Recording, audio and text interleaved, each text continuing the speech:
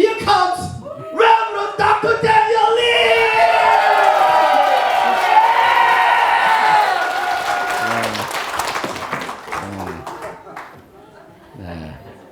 여러분이 심심하지는 않겠어요.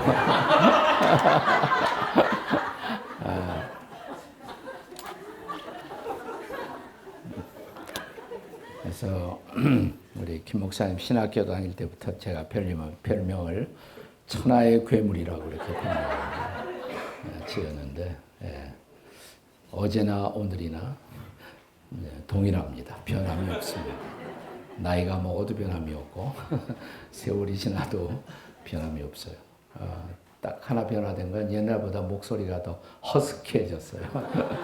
옛날에는 나긋나긋했는데 지금 아주 터프하는 그런 목소리로 좀 변한 것 같습니다. 네.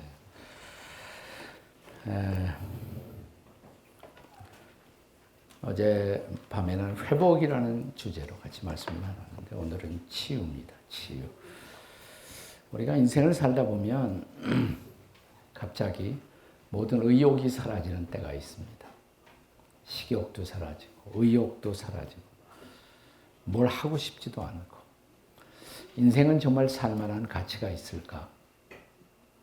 기도해도 하나님이 응답하시지 않는 것 같고 내가 분명히 하나님을 믿는데 안 믿는 것은 아닌데 하나님이 실감 있게 느껴지질 않아요.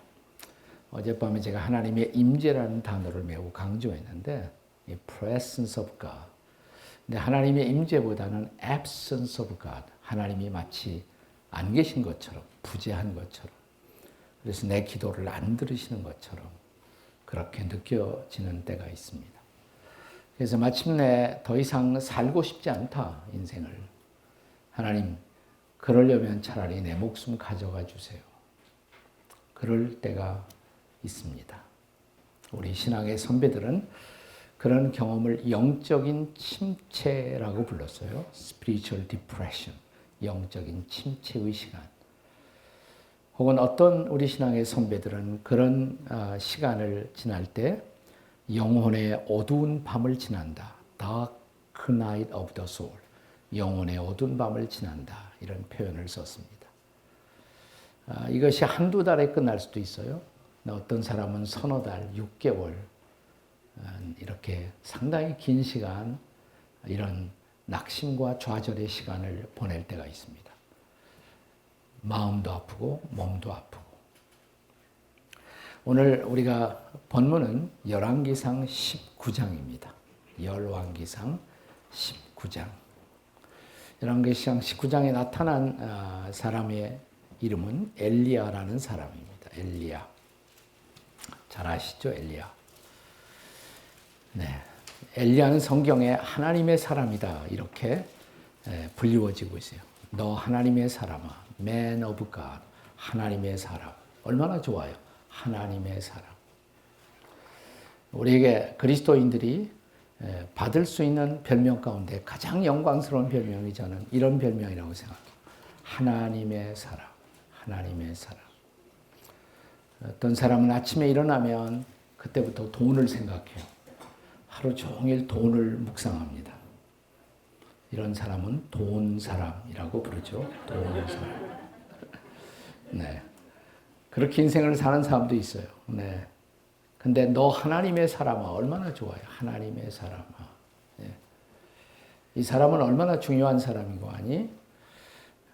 구약에서 2명만 뽑을 수 있다면 구약의 신앙의 영, 히어로 한 사람은 모세 또 한 사람은 엘리야입니다. 모세와 엘리야. 모세는 율법을 대표하는 사람, 엘리야는 선지자를 대표하는 사람. 가끔씩 우리가 성경을 읽다 보면 이런 표현이 등장해요. 모세와 선지자의 글. 그럼 구약 성경 전체를 가리키는 거예요. 모세와 선지자의 글. 그렇잖아요. 모세오경, 거기다 플러스 선지자들의 모든 기록. 그럼 구약 성경 전체. 그만큼 그 구약에서 엘리야의 위치는 중요해요. 구약의 마지막 책 말라기는 내가 엘리야를 다시 보내겠다라는 말씀으로 말라기가 마무리됩니다. 그만큼 엘리야는 중요해요. 근데 자 열왕기상 19장에 3절과 4절만 우리 같이 한번 읽어요. 3절, 4절 같이 읽겠습니다. 시작. 그가 이 형편을 보고 일어나 자기의 생명을 위해 도망하여 유다에 속한 부엘세바에 이르러 자기의 사환을 그곳에 머물게 하고 자기 자신은 광야로 들어가서 하루길쯤 가서 한 로뎀나무 아래 앉아서 죽기를 구하여 이르되 여호와여 넉넉하오니 지금 내 생명을 취하옵소서 나는 내 열조보다 낫지 못하나이다. 그러니까 아주 쉽게 말하면 이런 얘기. 하나님 나 더 이상 살고 싶지 않아요. 내 목숨 가져가세요. 나 죽어버리고 싶어요. 자, 엘리야가 그랬다면 저와 여러분도 그럴 수 있다 없다? 있죠, 물론. 그럴 수 있어요. 우리도 그럴 수 있는 거예요. 자, 인생에 이런 시간을 지날 때 이렇게 계속될 수는 없잖아요. 네, 다시 일어서야 하잖아요. 그에게 필요한 것이 치유인 것입니다. 치유. 근데 이럴 경우 종종 우리 힘으로는 헤어나오기 어려울 때가 있어요. 그러나 여기 복음이 있습니다. 그 은유수가 있어요. 나도 나를 어쩔 수 없을 때, 그러나 나의 하나님, 우리의 하나님이 우리를 찾아오신다는 것입니다. 치유는 언제나 하나님으로부터 시작되는 것이에요. 하나님으로부터. 그대로 우리를 두고 볼 수 없어 하신 하나님. 너 이렇게 살면 안 된다. 그래서 하나님이 다가오세요. 그리고 우리를 치유하기 시작해요. 자, 그러나 오늘 우리는 하나님의 치유, 엘리야를 향한 하나님의 치유를 함께 생각하려고 하는데, 치유를 말하기에 앞서서 정확한 치유가 일어나려면 정확한 진단이 필요하죠. 엘리야가 왜 이렇게 되었을까? 엘리야가 이런 낙심의 자리, 좌절의 자리, 이런 영적인 침체의 자리, 어둠의 자리에 엘리야가 주저앉아 버린 원인은 도대체 뭘까? 진단이 좀 필요해요. 진단이. 사실 엘리야라는 사람의 사적은 열왕기상 17장부터 시작돼요. 17장, 18장, 그리고 19장, 오늘 본문 19장까지. 이 17, 18, 19장, 이 석 장을 커버하는데 약 3년이라는 시간이 흘러가요. 3년. 자, 이 3년간의 엘리야의 사적을 들여다보면, 쫓아가 보면 엘리야가 이렇게 되어버린, 어느 날 지금 노뎀나무 아래서 덜썩 주저앉아 나는 죽어버리고 싶다고 독백하는 엘리야의 모습. 엘리야가 왜 이렇게 되었을까? 왜 이렇게 병든 모습이 되었을까? 그 원인을 몇 가지로 우리가 진단해 볼 수가 있습니다. 첫째 진단은 육체의 학대예요. 육체의 학대. 한번 따라서 하십시다. 육체를 학대하지 맙시다. 옆에 사람 쳐다보고 육체를 학대하지 맙시다. 이렇게 육체를 학대하지 맙시다. 세상에 많은 종교가 있어요. 그러나 그 많은 종교 가운데 육체는 악하지 않다. 이렇게 가르치는 유일한 종교는 기독교밖에 없습니다. 가끔 우리가 오해해요. 우리가 로마서 같은데 7장, 8장 읽다 보면 육에 대한 말이 나와요. 내 육에는 선한 것이 거하지 아니한다. 근데 그 육은 육체를 말하는 것이 아니에요. 네. 로마서 7장에서 내 육에라는 말이 영어에는 flesh라는 단어로 번역되는데 flesh, body가 아닙니다. body가 아니에요. 네. 그것은 우리 안에 있는 부패한 성품, 아담에게서부터 물려받은 우리 안에 있는 부패한 성품, 그 속에는 선한 것이 없다. 그 얘기지 육체를 말하는 것이 아니에요. 성경은 얼마나 육체에 대해서 적극적이고 긍정적으로 바라보는가. 성도들의 육체, 그리스도인들의 육체를 가리켜서 성령이 거하는 뭐라고 그래요? 집이다, 성전이다 그러죠. 템플이다. 네, 성전이에요. 그러니까 육체를 잘 관리하는 것은 성전 관리와 같은 것이에요. 성전 관리. 네, 옆에 사람에게 다시 한번 성전 관리 잘합시다 이렇게. 네.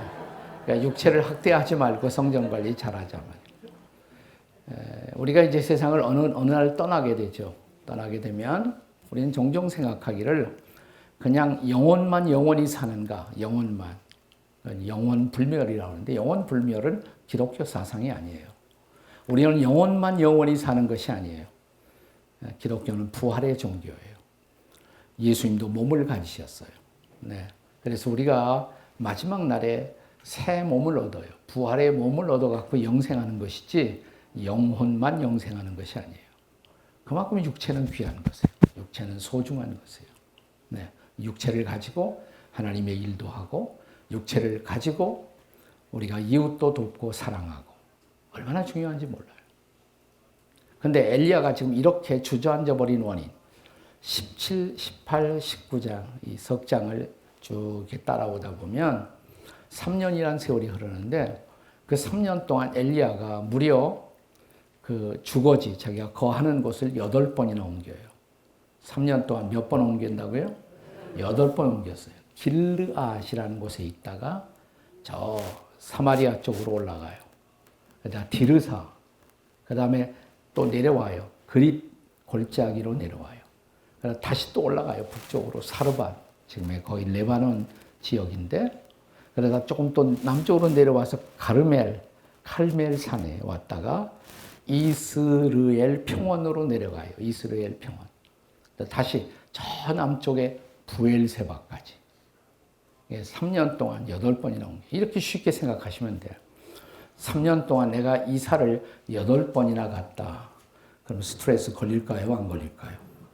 여러분 이사 한 번만 해도 복잡하잖아요. 이사 한 번만 해도 힘든데 8번이나 옮겼다. 이게 스트레스 걸릴 만하죠. 너무나 분주하고 바쁘게. 나보고 하는 소리 같으네. 나보고. 제가 이런 설교하면 항상 제 와이프가 너나 잘해.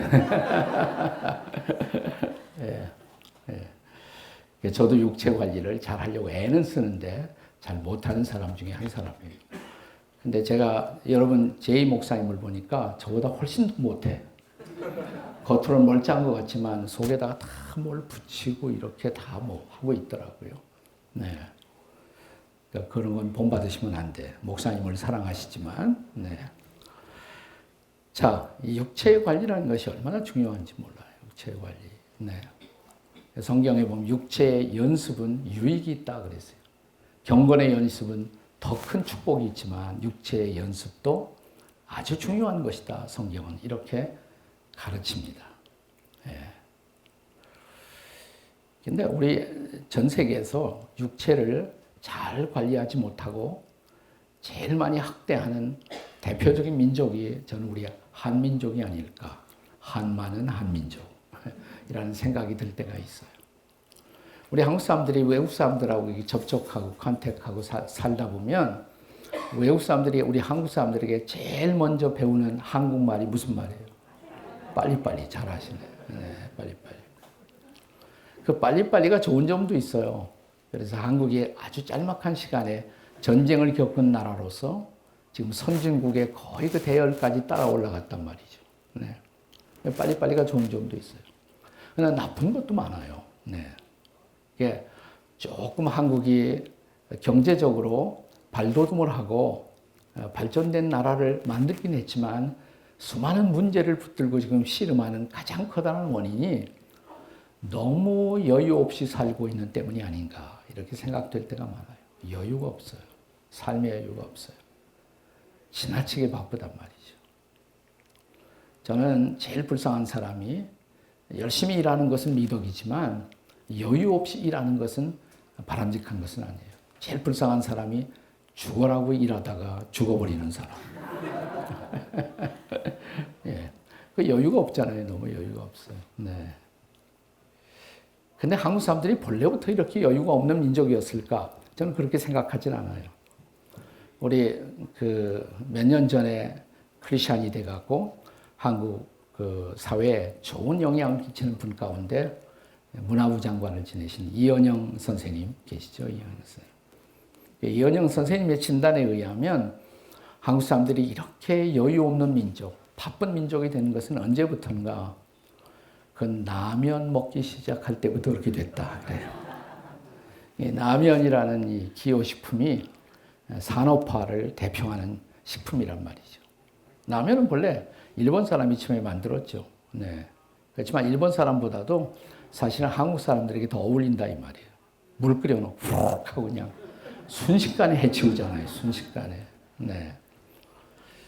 그래서 그런지 일본 사람이 처음에 만들었지만 지금은 뭐 라면을 수출하는 거, 또 라면의 유형 이런 것들이 훨씬 한국 라면이 일본 라면을 압도합니다. 저 오는 데가 없잖아요. 융프라우 산꼭대기에 가도 신라면 팔아요. 거기서. 네.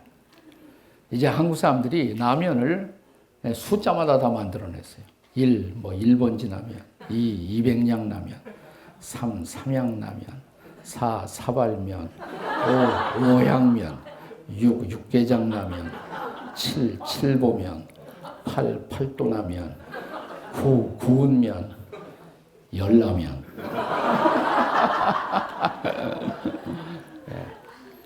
집회 끝나면 7번 뭐예요? 와서 물어보는 사람이 있어요. 그런 건 잊어버려도 돼요. 성경 말씀만 기억하면 돼요. 그러니까 육체의 학대, 이게 첫 번째 원인이다 이 말이에요. 육체의 학대. 그 다음에 두 번째 원인은 우리가 17장, 18장, 19장을 이렇게 들여다보면 말씀의 상실이에요. 말씀의 상실. 따라서 하세요. 말씀의 상실. 우리 옆에 사람 쳐다보고 말씀을 잃어버리지 맙시다. 이렇게. 자, 한번 17장으로 돌아가 보세요. 열왕기상 17장으로 돌아가 보세요. 17장부터. 그 17장이 엘리야의 사적이 시작돼요. 17장부터.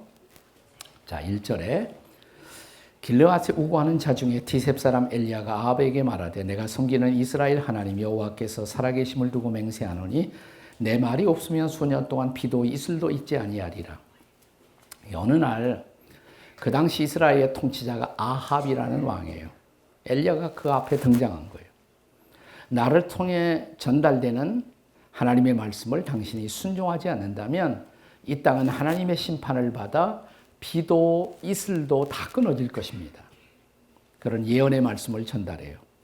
왕으로서는 기분 나쁘죠. 이런 말 듣기를 누가 좋아하겠어요. 네. 그런데 이 말을 전달하자마자 아합 왕에게 엘리야가 전달하자마자 그 다음에 2절에 보시면 17장 2절에 여호와의 말씀이 엘리야에게 임하여 이르시되 말씀이 임했어요. 그리고 3절 너는 여기서 떠나 동쪽으로 가서 요단 앞 그리 시내가에 가서 숨어라. 아마 엘리야는 숨고 싶지 않았을지도 몰라요. 하나님, 제가 왜 비겁하게 숨어요?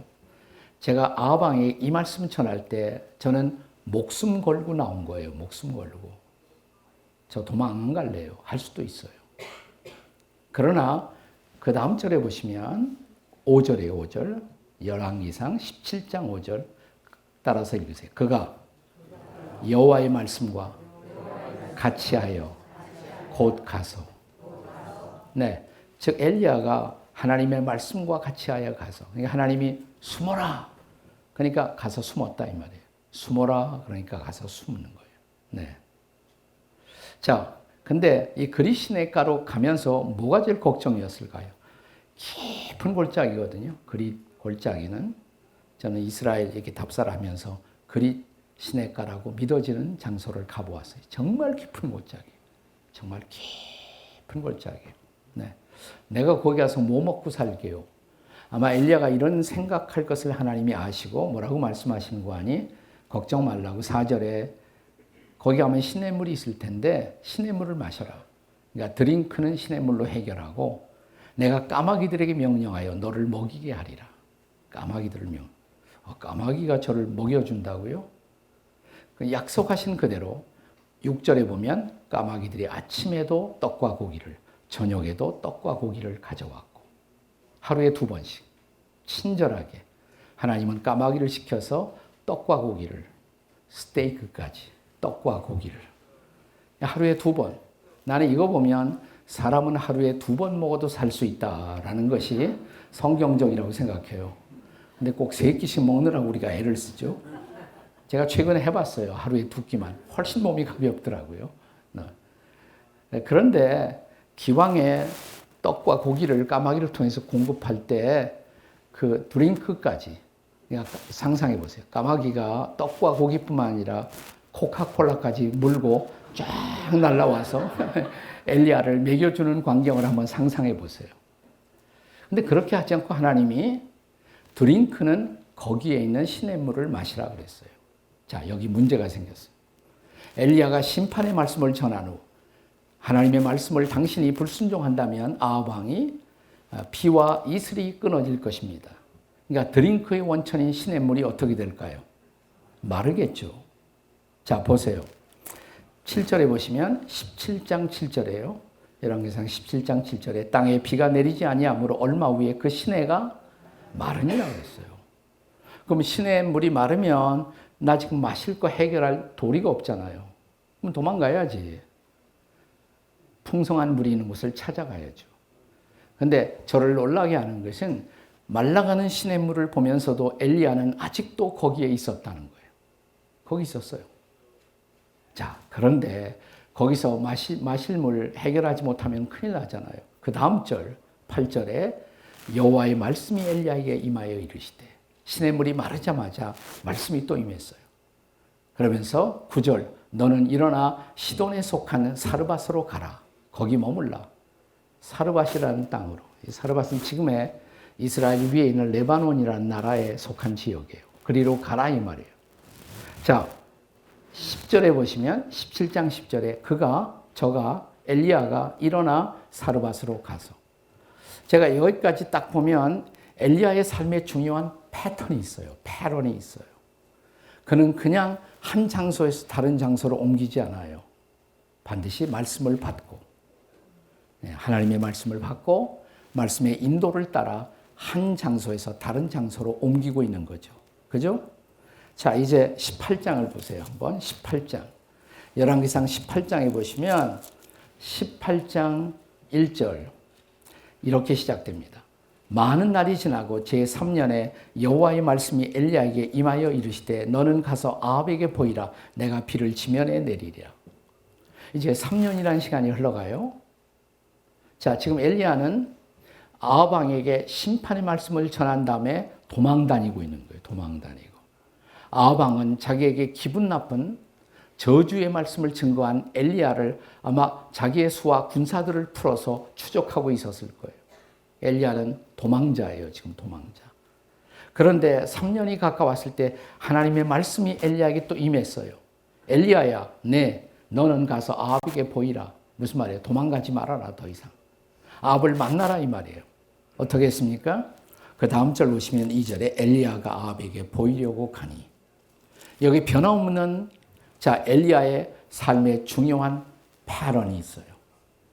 자, 이제 아합을 만나라 그러니까 또 만나라. 하나님의 말씀을 따라서. 그는 결코 말씀보다 앞서지 않아요. 그는 언제나 기도하고 말씀 받고 움직이고 있는 엘리야의 모습을 여기서 우리가 볼 수가 있죠. 그죠? 네. 그런데 엘리야의 이 중요한 삶의 패런이 무너져요. 그게 본문이에요. 자, 다시 19장으로 오겠습니다. 19장. 오늘 텍스트, 오늘 본문이에요. 19장. 이렇게 시작합니다. 19장은 1절에. 자, 19장 1절 오늘 한번 다 같이 읽어봐요. 시작. 아합이 엘리야가 행한 모든 일과 그가 어떻게 모든 선지자를 칼로 죽인 것을 이세벨에게 고하니. 네. 자, 19장 전에는 몇 장일까요? 저는 절대로 어려운 질문 안 한다고 그랬어요. 저도 이민 생활의 어려움을 잘 아는데 무슨 어려운 질문을 해서 여러분을 고통스럽게 할 의사가 전혀 없습니다. 당연한 질문만 합니다.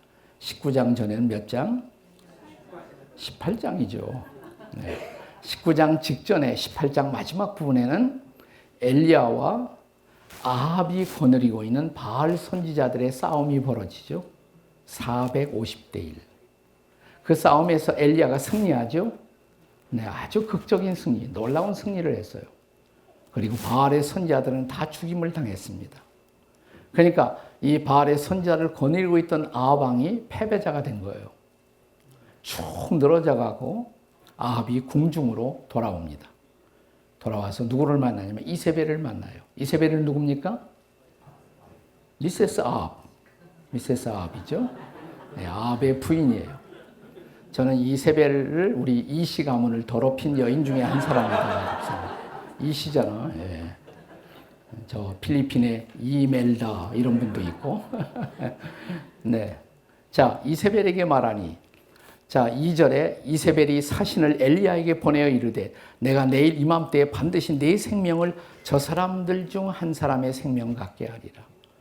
그러니까 아합은 패배했는데, 아합은 포기했는데, 아합의 부인 이세벨이 엘리야에게 도전하는 것이에요. 내가 너를 그만두지 않겠다.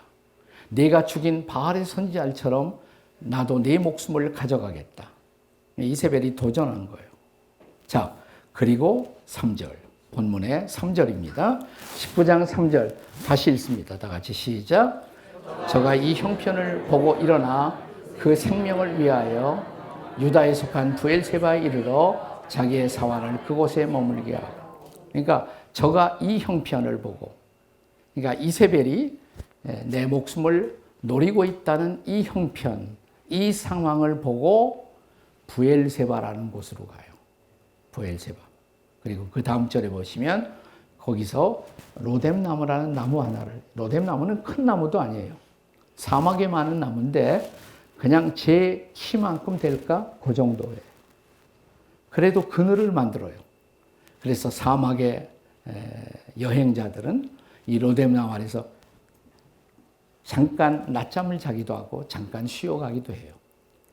근데 그 로뎀나무 아래에서 지금 뭐라고 말합니까? 하나님, 나 이제 죽고 싶어요. 그만 끝내고 싶어요. 자, 여기 엘리야의 삶의 패턴이 무너졌다고 그랬어요.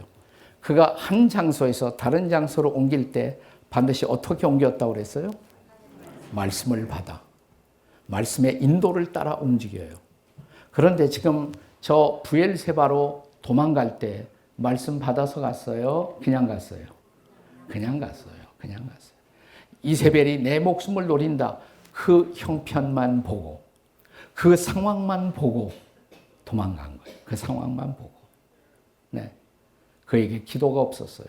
말씀이 없었어요. 하나님과의 교통이 없었어요. 하나님의 인도가 없었어요. 그리고 그는 갑자기 자기 삶의 의미를 잃어버리고 하나님, 저 이제 죽어버리고 싶어요. 라고 푸념하고 지금 독백하고 있단 말이죠.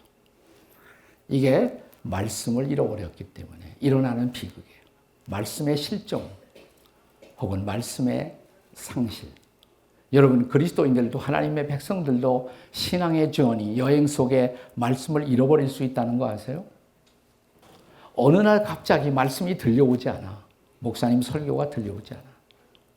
또 성경을 읽어도 하나님의 음성으로 내 마음속에 다가오질 않아요. 그리고 그냥 나 혼자 있어요. 말씀과 상관없이 버려진 내 모습을 발견할 때가 있어요.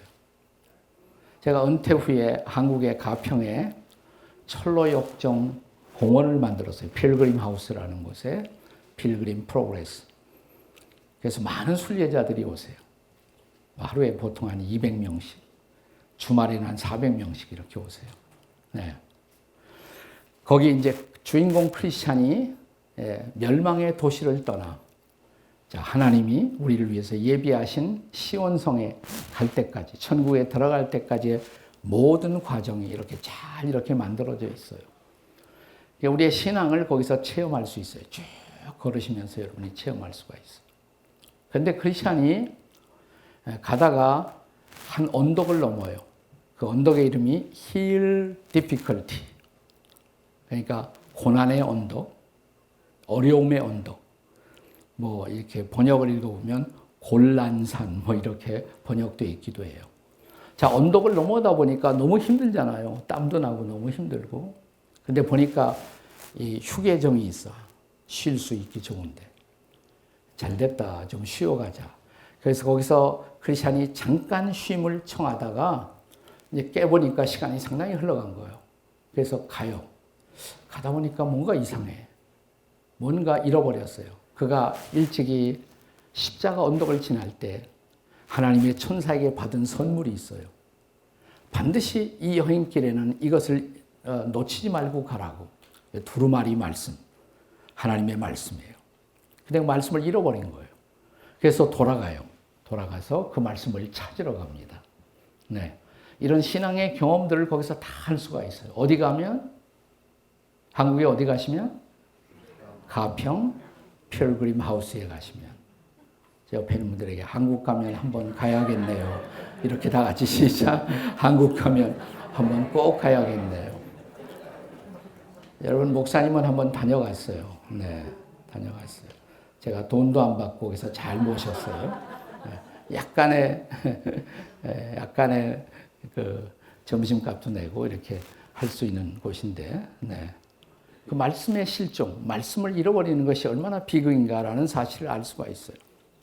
자, 지금 엘리야가 이렇게 되어버린, 병든 모습으로 주저앉아버린 원인, 첫 번째는 뭐라고 그랬어요? 육체의 학대. 육체를 너무 학대했기 때문에. 둘째는 네?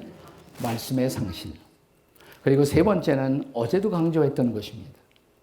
저는 신앙생활에 이것보다 더 중요한 것은 없다고 생각해요. 세 번째 따라서 하세요. 하나님의 임재의 상실. 자, 옆에 사람들에게 하나님의 임재를 잃어버리지 맙시다. 이렇게 시작. 하나님의 임재를 잃어버리지 맙시다. 자, 다시 한번 본문의 3절을 한 번 더 봐요. 자, 19장 3절. 이렇게 됐죠. 저가 누구예요? 엘리야. 이 형편을 보고, 뭘 보고? 형편. 그 형편은 어떤 형편이라고 했어요? 이세벨이 내 목숨을 노리고 있다. 그 형편을 보고, 그 상황을 보고, 엘리야가 내 목숨을 노린다는 그 형편만, 그 상황만 보았어요. 근데 보지 못한 것이 있어요. 보지 못한. 그거하고 도망갔단 말이에요. 보지 못한 것이면 하나님을 보지 못했어. 하나님을. 자, 19장 전에는 몇 장이라고 그랬어요? 18장. 자, 18장에 무슨 사건이 일어나요? 엘리야와 바알 선지자의 대결. 450대 1의 대결. 근데 이런 엄청난 대결을 하면서 엘리야는 전혀 위축되지 않았어요. 전혀 흔들리지 않았어요. 왜 그랬어요? 하나님을 보고 있었기 때문에. 하나님이 나와 함께 하신다. 나와 함께 하시는 하나님을 보고 있었던 한 그는 아무것도 두렵지 않았어요. 당당하게 싸웠어요. 그게 18장의 엘리야예요. 근데 19장의 엘리야는 달라. 19장에서 갑자기 하나님은 안 보여요. 자, 그리고 저가 이 형편을 일어나 도망갔다. 영어로 이렇게 되네. Elijah was afraid 그랬잖아요. 그죠? Elijah was afraid. 두려워했다. And ran for his life. 자기의 생명을 위해서 도망갔다. 그런데 이 상황 속에 하나님은 Where is God? 하나님은 안 보이는 거예요. 그는 전혀 하나님의 임재를 느끼지 못하는 거예요. 그는 잠시 동안이지만 하나님의 임재를 잃어버리고 있는 거예요. 얼마든지 그럴 수가 있어요. 그래서 하나님의 백성들이 우리 시편에 보면 시편 기자들이 너무 힘들고 어려울 때 제일 많이 입에서 나오는 탄식 같은 고백이 뭐냐면 하나님 어디 계세요? 하나님 당신은 도대체 어디 계십니까? 하나님은 어디 계십니까? 하나님이 안 계신 것 같은 때가 가끔 있다 없다. 있죠? 네, 그래요. 그럴 때가 있어요. 저도 그럴 때가 있어요. 그래서 하나님의 임재를 항상 경험한다는 것은 매우 중요한 것입니다. 오늘 밤 끝나기 전에 저는 그 비밀을 같이 여러분과 나누게 될 거예요. 어떻게 하나님의 임재를 늘 이렇게 느끼며 살 수가 있나. 자, 어쨌든 엘리야는 로뎀나무 아래 이제 쓰러졌습니다. 그리고 죽고 싶다고 독백하고 있습니다. 이대로 끝날 수 없잖아요. 이대로 끝나면 안 되잖아요. 이대로 끝날 수 없는, 이대로 버려둘 수 없는 하나님의 사람 엘리야. 그를 위해서 하나님이 일하심이 시작됩니다. 할렐루야. 네, 하나님이 다가오십니다. 그리고 하나님의 치료가 시작됩니다. God's healing이 시작됩니다. 할렐루야. 네, 하나님의 치료가 시작돼요. 자, 어떻게 시작되나 보세요. 자, 엘리야가 로뎀나무 아래에 병든 모습으로 쓰러져 죽고 싶다고 독백하는 모습. 그렇게 된 원인을 세 가지로 우리는 진단했어요. 세 가지. 첫째가 뭐였어요? 육체의 학대. 둘째는 말씀의 상실. 세 번째, 하나님의 임재의 상실. 근데 그 순서대로 치료하세요. 순서대로. 첫째가 뭐였어요? 육체 학대. 육체를 학대해서 어뷰즈했어요. 우리 육체를 너무 학대했단 말이에요. 그러면 우리 육체를 다시 일으켜야 되잖아요. 육체를. 하나님이 그 일을 하세요. 자, 5절. 본문의 5절. 다 같이 읽어요. 5절 시작.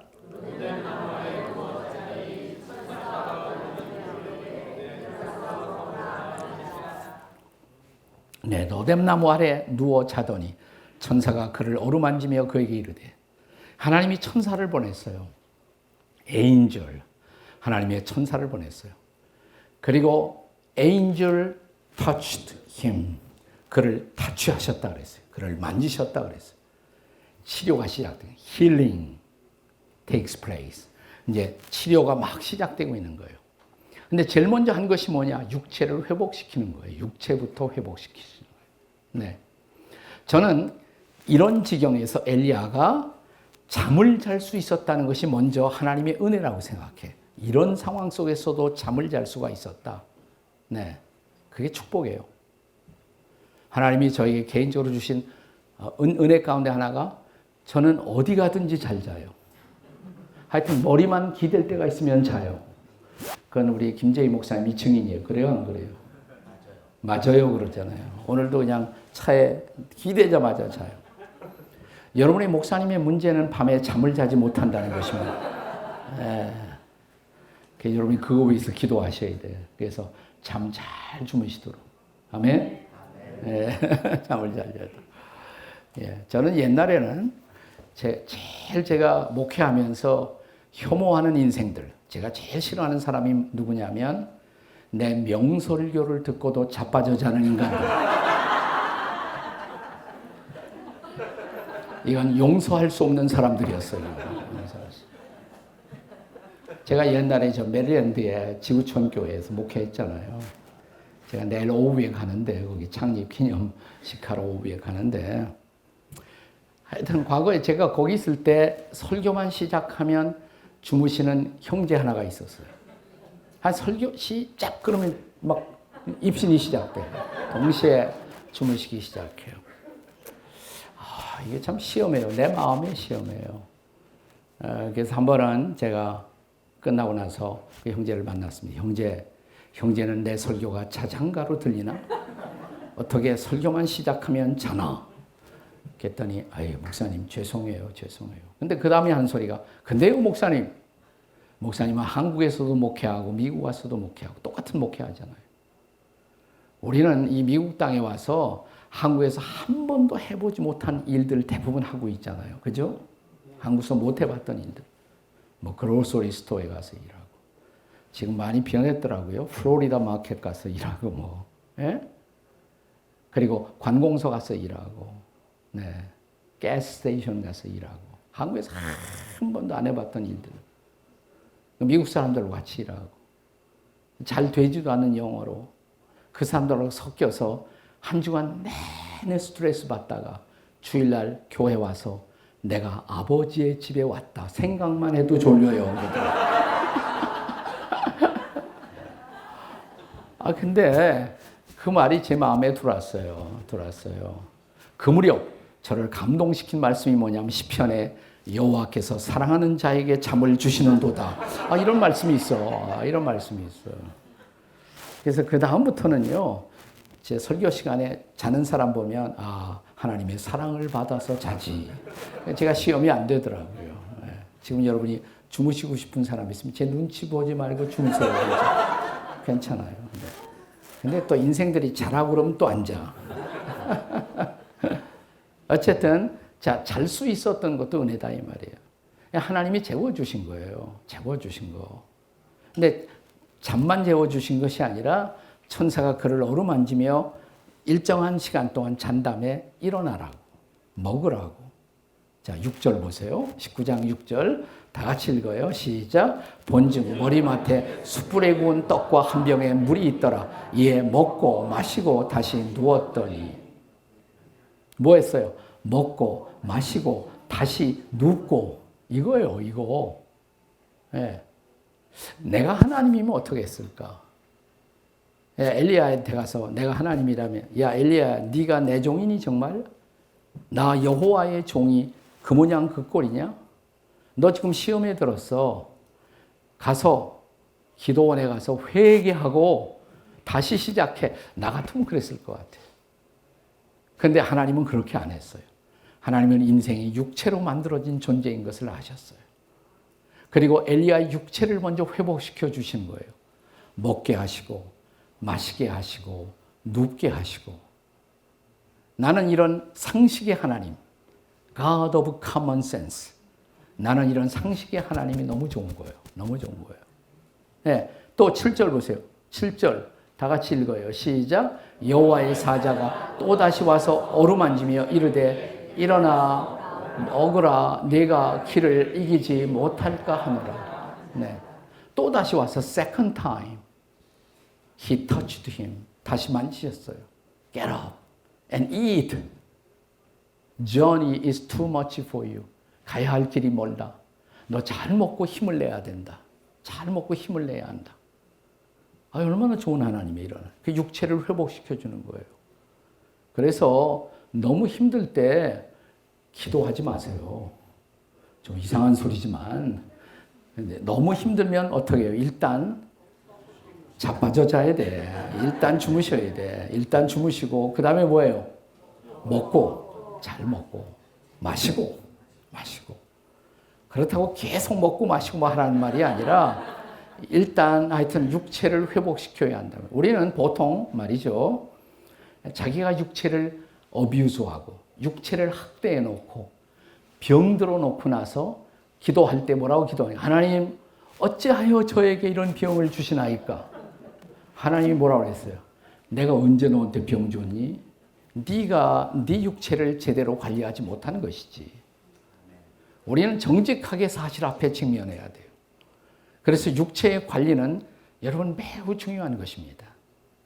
저는 사람이 죽을 때 우리가 보통 성도의 죽을 때 육체는 흙으로 만들어졌기 때문에 흙으로 돌아간다고 저도 생각해요. 영혼은 하나님께로 가고. 그러나 구원받은 영혼은 하나님께로 가고. 그러나 살아있는 동안에 육체와 영혼은 떨어져 있는 것이 아니에요.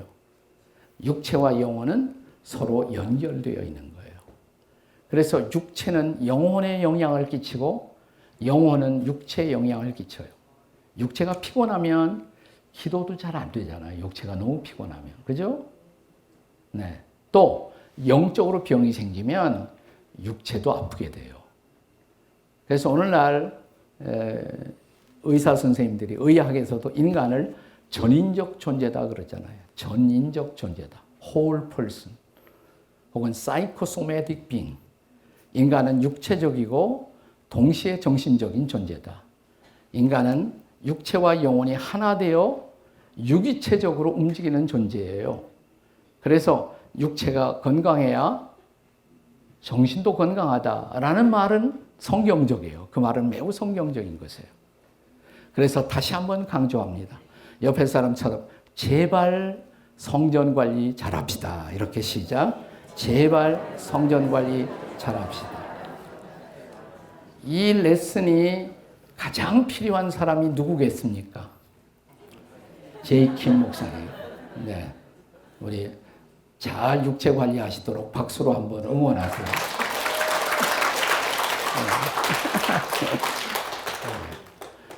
자, 그렇다고 해서 먹고 마시고 그것만 계속하라는 얘기는 아니에요. 자, 엘리야가 그렇게 된 두 번째 원인은 뭐라고 그랬어요? 두 번째 원인은 말씀의 실종. 말씀을 잃어버린 거예요.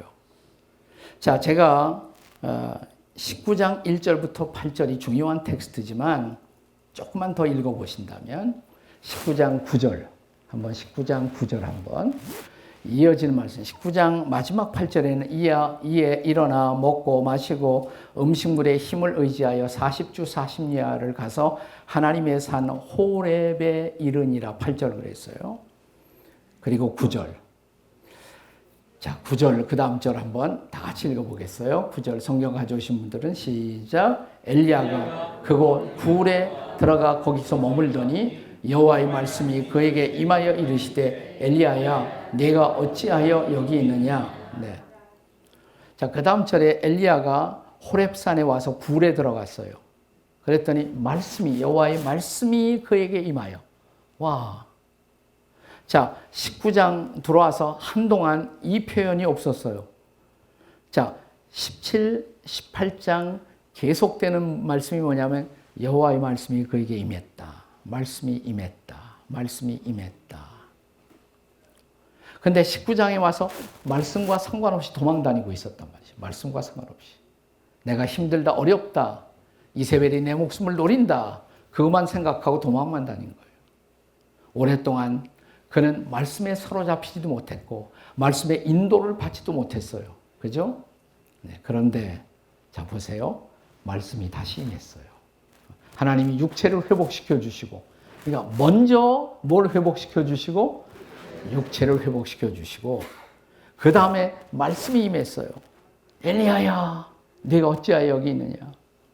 자, 그 다음에 10절에 보시면 저가 엘리야가 대답하되 자, 하나님이 말씀하시고 엘리야는 대답하고 하나님은 말씀하시고 엘리야는 대답하고 예, 하나님과 엘리야 사이에 스피리추얼 커뮤니케이션이 다시 소생하는 거예요.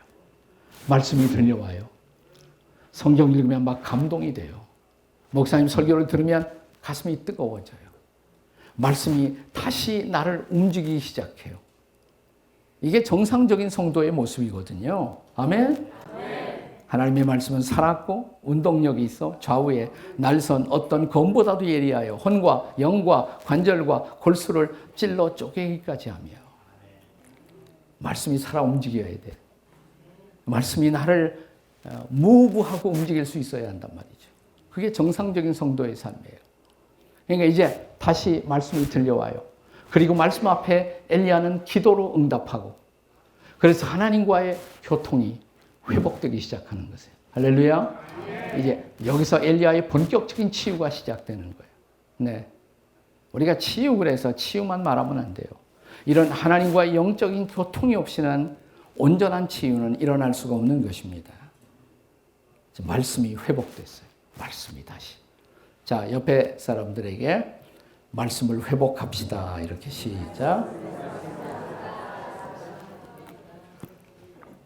저는 요즘 이렇게 다 이렇게 스크린으로 이렇게 성경 구절 띄워주고 이게 문명의 편리함은 있어요.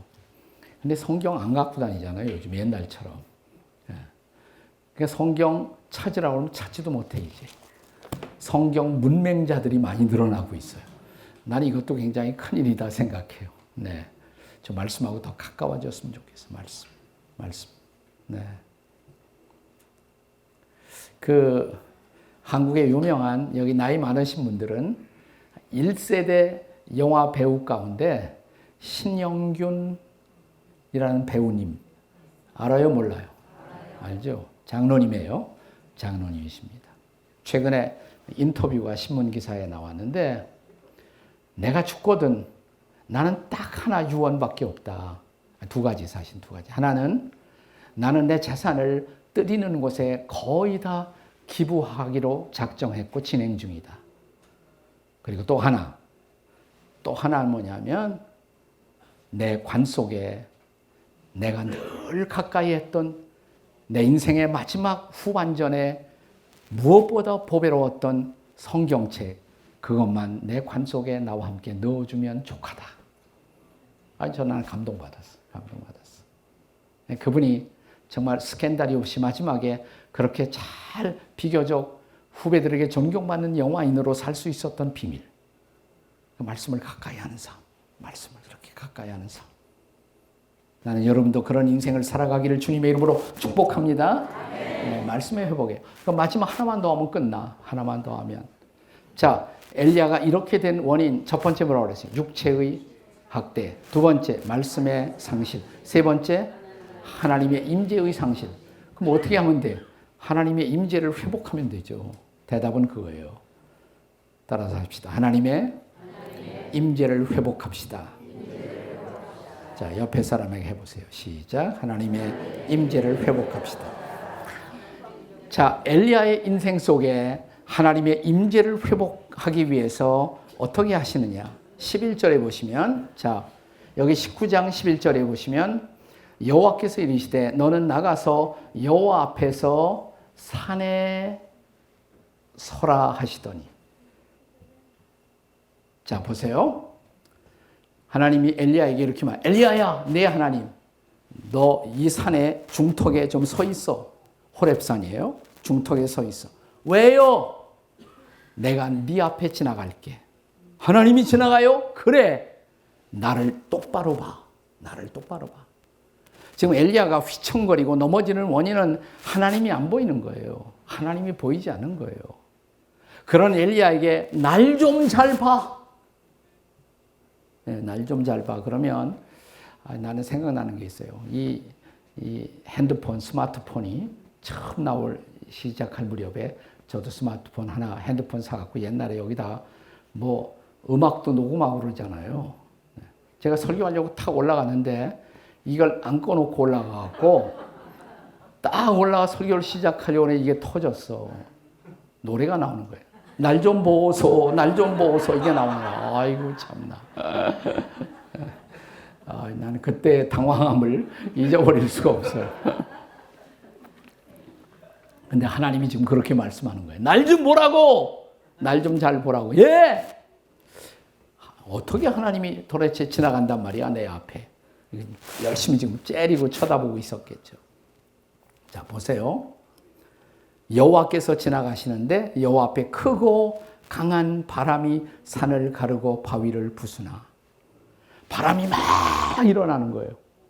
아, 바람 속에 하나님이 나타나실 모양이다. 그리고 바람을 째려봤겠죠? 근데 그 바람이 바람과 함께 사라지다. Gone with the wind. 바람이 바람과 함께 사라져 버렸어요. 그리고 nothing. 아무것도 없었어. 아무것도 없었어. 자, 그런데 바람 후에, 여기 11절에 보시면 바람 후에 지진이 있으나, 막 지진이 생겨. 난 이거 보면 또 나는 10월 11일 밤이 생각나요. 10월 11일 날 밤 얼마 안 됐잖아요. 예, 한 달밖에 안 되는데 그때 제가 동경에 있었어요. 동경에. 네, 동경의 한 교회 제일 먼저 세워진 한인교회 중에 하나인데 95주년 창립 기념한다고 저보고 집회해달라고 갔어요. 그래서 금토일 아니에요. 다 여기 미국처럼 금토일. 금요일 날 저녁 집회를 했어요. 근데 막 모였을 때 토요일 날 집회가 되느냐 안 되느냐. 왜냐하면 강력한 태풍이 100년 만에 태풍이 막 동경을 지나간다는 거예요. 뭐 아마 미국 사람이나 일본 사람 같으면 다 취소했을 거예요. 근데 한국 사람은 역시 대단해요. 일단 오전에 모여보자. 토요일 날 오전에. 토요일 날 오전에 모였어요. 뭐 모인다 그러니까 저도 강사가 안 갈 수 없잖아요. 저도 갔어요. 네. 아직 이제 본격적인 것은 토요일 날 밤에 이제 태풍이 지나간다는 거예요. 태풍이. 근데 토요일 날 오전부터 모든 전철이 끊어지고, 네. 모든 비행기는 다 이제 캔슬되고, 네. 다 끊어졌어. 네. 그러니까 그래도 교회에서는 자, 만약 끊어진 차가 없는 사람들은 다 차 있는 사람들이 낮 시간 끝난 후에 다 서로 이렇게 도와주기로 하고 모인 거예요. 모였습니다. 12시쯤 끝나고 교회에서 같이 점심을 먹어요. 서서히 바람이 불기 시작하더라고요. 그러면서 저에게 이제 호텔로 저녁 집회는 물론 할 수 없는 거예요. 저녁은 안 하기로 하고 그리고 저한테 도시락을 싸더라고요. 도시락. 왜 도시락이냐고 호텔 식당에 가서 먹죠. 그러니까 호텔 식당도 다 닫는데 전화를 해보니까 진짜 다 닫아요. 식당에 있는 사람들도 집에 다 가야 하니까 미리 다 보낸 거예요. 교회에서 싸준 그 도시락 갖고 호텔로 갔습니다. 3시부터 막 바람이 불기 시작해요. 그래도 뭐 그냥 바람이겠지 생각했어요. 예. 그런데 저녁 되니까 한 6시쯤 돼서 도시락 까먹었는데 막 끝나자마자 바람이 막 센 바람이 막 창을 막 그냥 막 찢듯이 막 하기 시작해요. 9시쯤 되니까 누가 와서 막 도끼로 창문을 두들겨 부수는 것 같이 소리가 나요. 감히 창문 곁을 못 가겠어요. 금방 깨질 것 같아요. 겁이 나. 막 그래도 다행히. 근데 제가 놀라운 사실은 뭐냐면 그러는 가운데서 제 옆에 제가 아내와 같이 갔는데 마누라는 주무시고 계시다는 사실이에요. 놀라운 사실. 야, 나는 그날 우리 마누라의 심장이 얼마나 대단한지를 나는 확인했어요. 예. 근데 11시쯤 됐더니 호텔이 움직여 막. 지진이 함께 온 거예요. 지진이. 그때서 제 와이프도 깨어나더라고요. 여보! 그러더니 와서 안기더라고요. 그래서 진작 일어나지. 진작 일어나지. 동경에서 멀지 않은 지바라는 곳에서 5.8. 근데 그것이 동경까지 막 이렇게 영향을 끼치더라고요. 공포의 그 밤. 나는 잊을 수가 없어요. 근데 3시쯤, 새벽 3시 되니까 조용해져요. 그리고 한 5시쯤 되니까 태양이 떠올라. 나는 그 밤을 결코 잊을 수 없어요. 그 전날 밤, 태풍이 몰아치고 막 지진이 흔들던 그 밤. 그리고 그 조용한 새벽에 태양이 떠오르던 그 격렬한 두 개의 대조를 이루었던 그날. 나 잊을 수 없을 것 같아. 난 그래서 엘리야를 이해해요. 엘리야를. 바람이 지나가고 지진이 막 찾아오고. 근데 지진이 조금 움직이다가 그때도 지진이 아마 5.8이었던 것 같아요. 스톱했어요. 아무것도 없어요. 근데 12절에 보면 지진 후에 불이 있으니 불. 맞아. 나의 신앙의 선배 모세가 바로 호렙산 여기에서 가시떨기 불꽃 가운데 여호와 하나님이 나타나셨잖아. 그 불을 봤을 거란 말이죠. 근데 불이 막 일어나더니 사라져요. 그리고 nothing, 아무것도 없었어요. 근데 여기 12절에 이렇게 나와요. 불 후에, 불 가운데도 여호와께서 계시지 아니하더니 따라서 읽으세요. 불 후에, 불 후에 세미한 소리가 있는지라. 네, 대부분의 영어 번역은 이 세미한 소리를 small, 그 다음에 still voice, small, still voice. 근데 저는 그 유진 피터슨의 메시지 성경에 이 대목을 아주 탁월하게 표현했어요. 난 그게 너무 좋아. small, still voice도 좋지만 작고 잔잔한 소리, 그것도 좋지만 유진 피터슨은 이 대목을 어떻게 번역했냐면 gentle whisper. I like it. 난 너무 좋아 그게. gentle 뭐예요? whisper. 부드러운 속삭임. 부드러운 속삭임. 아마 부드러운 속삭임을 부르. 엘리야야. 엘리야. 네. 나는 우리 제이 목사님이 그렇게 gentle whisper로 설교하면 어떻게 될까? 네. 옛날에는 그랬는데 요즘은 너무 그냥 격정적이 돼갖고 이상한 소리가 막 같이 나와. 쇠소리가 막 나오고. 네. 여러분, 목사님이 이런 소리 할 사람은 나밖에 없죠. 그죠? 네. 이해 잘 하죠? 네. 이게 까는 거 아니에요, 지금. 예.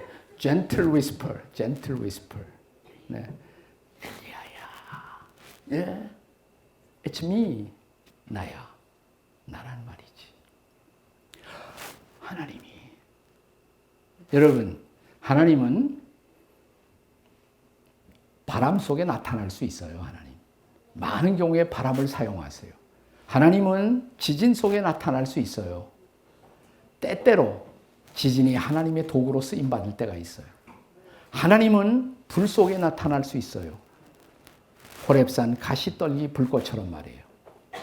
그렇지만 이번만은 바람 속에도 지진 속에도 불 속에도 나타나지 않고 gentle whisper로 다가오신 이유. 왜 그랬을까? 여러분, 바람, 불, 지진 이런 건 다 슈퍼내추럴한 사건이에요.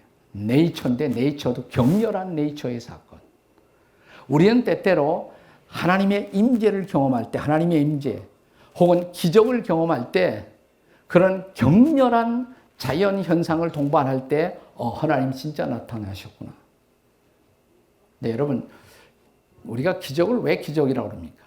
기적은 항상 일어나는 것이 아니에요. 가끔 저는 기적을 믿어요. 저는 의심의 여지 없이 성경에 나타난 모든 초자연적인 기적을 믿습니다. 하지만 기적은 항상 나타나는 것은 아니에요. 병고침도 항상 나타나는 것은 아니에요. 네, 항상 나타나면 그걸 기적이라고 안 그러겠죠. 네, 가끔 나타나니까 기적이라고 그러지. 근데 기적이 나타나지 않을 때에도, 잘 들으세요. 우리가 기대하는 그런 기적이 나타나지 않을 때에도 우리는 하나님과 동행하고 하나님의 임재를 경험하며 인생을 살 수가 있을까? 이게 중요한 거예요. 이게 중요한 거예요. 그래서 하나님이 이번에는 아마 불로, 지진으로, 바람으로 나타날 수 있는 하나님이 그렇게 나타나지 않고 부드러운 목소리로 다가오신 이유. 나는 말이야, 많은 경우 내 곁에 이 잔잔하고 부드러운 목소리처럼 너에게 다가온단 말이야. 다가온단 말이야. 뭐 굉장한 기적이 일어나는 것은 아닌데 내가 부엌에서 이렇게 성경을 읽다가 갑자기 성경 말씀 속에서 내게 다가오시는 하나님의 음성. 두려워하지 말라. 놀라지 말라. 내가 너와 함께 하느니라. 갑자기 그 말씀이 내 마음속에 깊이 다가와요. 하나님, 여기 계셨네요. 여기 계셨네요. 제가 여러분에게 좋은 선물 좀 주고 떠나고 싶어요. 그래서 제가 영성에 대한 이런 어떤 노력, 훈련, 추구를 하다가 배운 거 하나 꼭 여러분에게 남기고 싶어요. 이게 뭐냐면 옛날 수도원에서 평생을 보내기로 한 사람들, 또 들어오면 아예 그냥 사람들을 나가지 못하게 하고 평생 수도원에서 살게 하는 수도원들이 있어요. 그걸 봉쇄 수도원이라고 그래요. 네. 근데 그런 거 말고 그렇게 아주 그냥 하지 말고 열린 수도원들도 있어요. 옛날부터. 그 열린 수도원에는 우리 개신교 기도원처럼 사람들이 와서 며칠 있다가 가고 한 주간 있다가 가고 열흘 있다가 가고 한 달 있다가 가고 일상으로 돌아갈 수 있어요. 근데 수도원 생활 중에서 하나님의 임재를 경험하도록 하기 위해서 하는 것 중에 하나가 뭐냐면 종을 쳐요. 종을 쳐. 7번 종을 쳐. 하루에 7번. 그러면 종 치면 무조건 기도실로 와야 돼. 여러분 수도사들이 거기서 하루 종일 기도만 하는 거 아니에요. 수도사들도 먹고 살아야 되잖아요. 그냥 노동도 하고 일도 하고 때로는 교육도 하고 가르치기도 하고 마을 사람들을 돕기도 하고 그런 일을 다 해요. 그러나 역시 수도사의 가장 중요한 갈망은 뭐냐면 기도를 통해서 하나님의 임재를 갈망하고 느끼는 거예요. 이게 종을 쳐.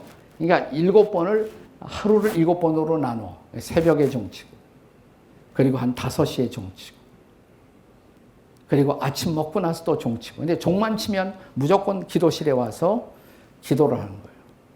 여러분 아침에 큐티 잘하고 경건 시간 잘 갖고 나면 하루가 얼마나 상쾌해요. 좋죠. 근데 하루에 한 번에 경건 생활 갖고 경건의 시간 큐티 가지고 전 부족하다고 느끼는 사람이에요. 아무리 새벽에 은혜를 받았어도 아무리 새벽에 내가 큐티하고 내 마음속에 있어도 10시쯤 제가 직장에서 나를 또 괴롭히는 어떤 인간을 만나서 싫은 소리 한번 듣고 나면 올라오잖아. 아니 내가 운전하다가 이상한 사람이 딱 칼치기 하고 들어오면 내가 목사지만 나오잖아. 입에서 뭐가 나오잖아요. 그때 여러분 어떻게 하세요? 어떻게 하십니까? 그래서 옛날 이거 수도원에서 가르친 기도예요.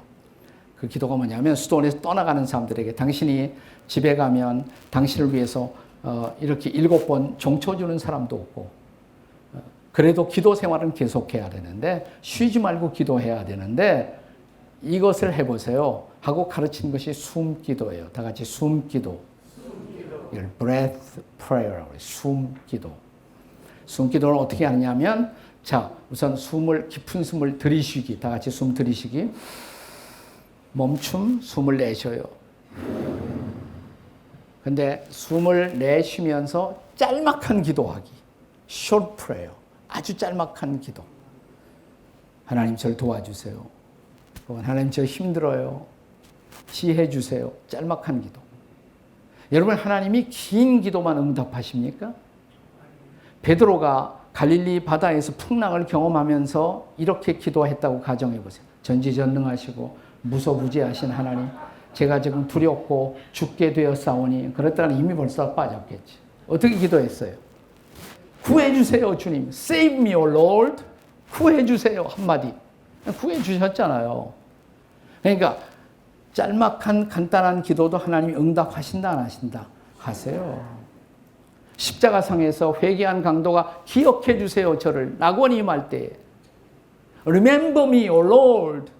기억해 주세요. 짤막한 기도. 그래서 당신들이 일상으로 돌아갈 때 하루에 최소한도 7번, 아니 시시때때로 할 수 있을 때마다 숨기도를 하라고.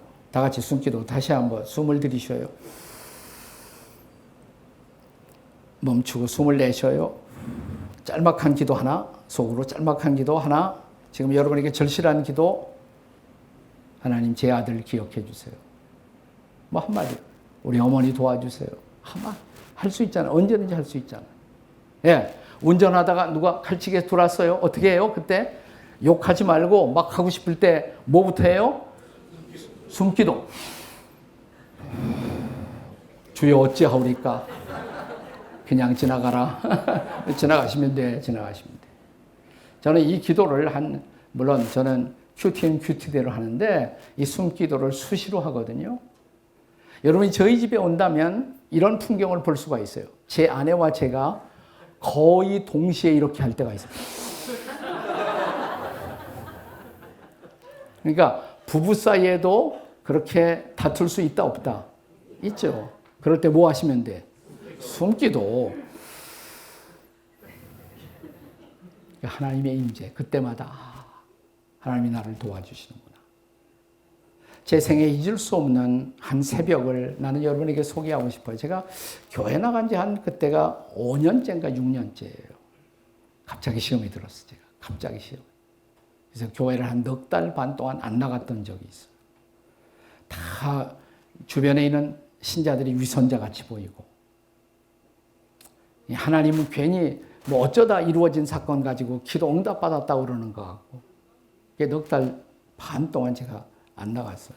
근데 안 나가면서도 제가 처음 그 성경 공부를 할 때 선교사님들이 저에게 가르쳐 준 그 큐티, 콰이어 타임, 그거는 계속했어요. 교회를 안 나가면서도. 성경 열람표 이렇게 주시고 매일매일 그거 보고 그 성경을 꼭 읽고 기도하라고. 그때는 큐티란 말이 없었어요. 경건의 시간 그랬습니다. 옛날엔 경건의 시간. 그래서 뭐 저는 하여튼 아침에 일어나면 성경 한 대목을 읽고 기도하고 그건 해야 제 하루가 출발하는 것이기 때문에 교회를 안 나가고 시험에 들면서도 그건 했어요. 근데 그날 새벽, 오늘은 어디 읽을 차례지? 이 성경 읽기표를 보니까 히브리서 11장 27절이에요. 히브리서 11장 27절. 읽었어요. 새벽에요. 일어나서 눈 뜨는 대로.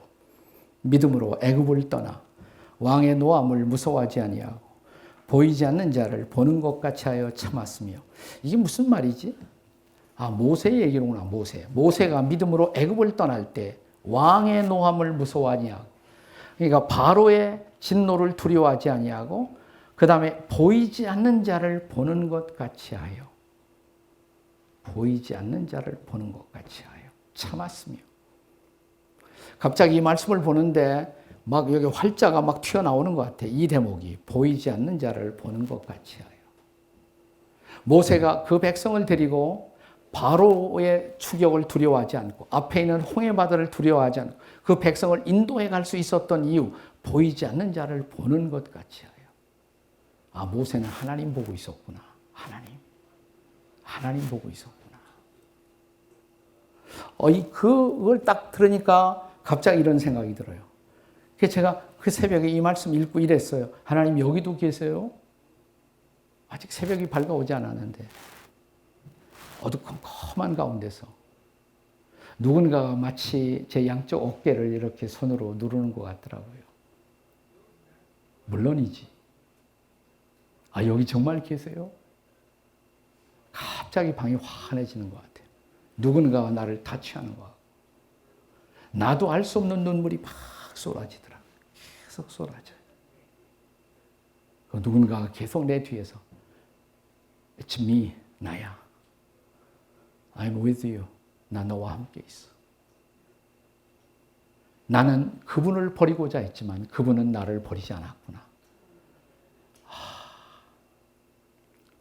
제가 넉 달 반 만에 시간을 보니까 새벽 기도에 안 끝났겠지. 교회로 막 달려갔어요. 새벽 기도가 막 끝나고 있었어요. 뒤에 앉아서 펑펑 울면서 저는 주님을 멀리하고자 했지만 주님은 저를 버리지 않고 함께 하셨군요. 그 다음에 저는 주님을 멀리할 필요가 없었어요. 그분의 임재는 언제나 저의 소망이고, 그분의 임재는 언제나 저의 능력이고, 그분의 임재는 언제나 저의 소망이고. Presence of God, 하나님의 임재. 그 임재가 저를 다시 살리는 거예요. 그리고 제가 배울 수 있었던 숨기도, 저는 그래서 힘들고 너무너무 힘들 때마다 숨기도 하는 거예요. 이 숨결은 하나님이 주신 거잖아요. 아주 흥미로운 것은 성령이라는 말이 숨이에요, 숨. 히브리어도 그렇고 그리스어도 마찬가지예요. 숨. 예수님은 요한복음 20장에 보면 제자들을 향해서 부활하신 주님이 숨을 내쉬며 가라사대 성령을 받으라. 우리가 하나님의 임재를 가장 센시티브하게 느낄 수 있는 것이 숨결 같아요. 숨결처럼 내 속에 다가와 임재하시는 하나님. 저는 힘들고 어려울 때마다 제 비밀인데, 이건 보통 다른 데 가서 절대로 얘기 안 하는데 오늘 여러분과 나누고 싶었어요. 다시 한번 숨을 들이쉬어 보세요.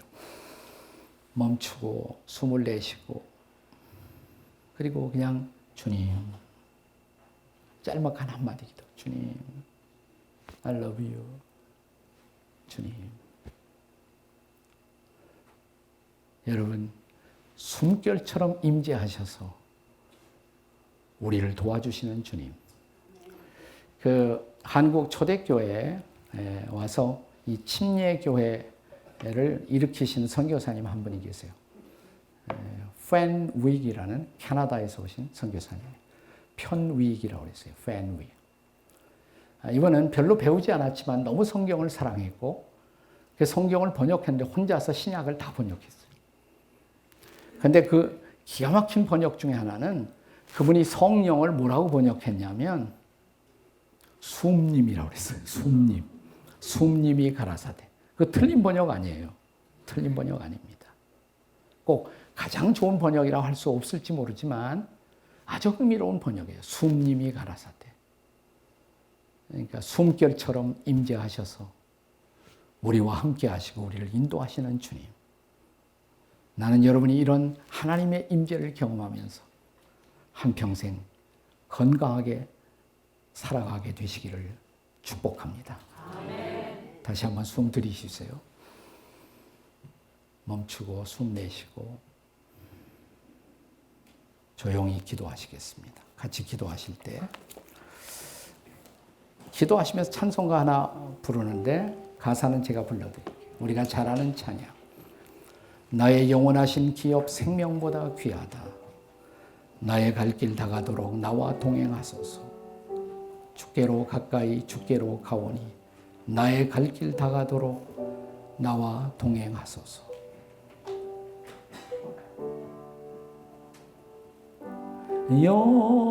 영원하신 기업 생명보다 귀하다. 나의 갈 길 다가도록 나와 동행하소서. 주께로 가까이 주께로 가까이 주께로 가오니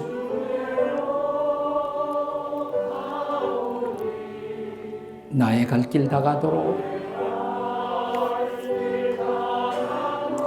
나와 동행하소서. 나와 동행하소서. 세상 북이 아니람과 세상 북이 아니라 모든 명예 버리고 험한 길을 가는 동안 나와 동행하소서. 나와 동행하소서. 주께로 가까이 주께로 가오니 나의 갈 길 다가도록 나와 동행하소서. 나와 동행하소서. 어두운 골짝 지나가며 어두운 골짝 지나가 험한 바다 건너서 천국문에 이르도록 나와 동행하소서. 나와 동행하소서. 주께로 가까이 주께로 가오니